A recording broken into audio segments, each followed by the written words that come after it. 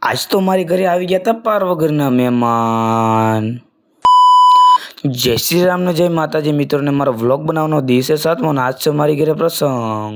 પછી તો હું મારા રૂમમાં ગયો. અહીં હતી મારા મમ્મીના દશામાના વ્રતની મૂર્તિની સ્થાપના.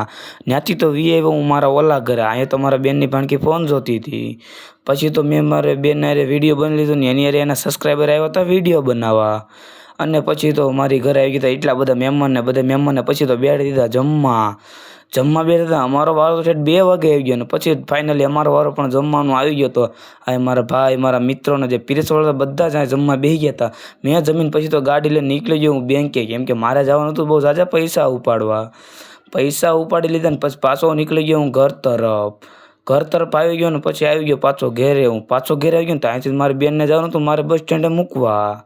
અને પછી નીકળી ગયો ને મારી બેનને હું મેકી ગયો હરિદર્શનની ઓફિસે, કેમ કે આજે જવાનું હતું સુરત. મારો મિની બ્લોગ સારો લાગ્યો તો લાઈક શેર અને ફોલો કરવાનું ભૂલતા નહીં.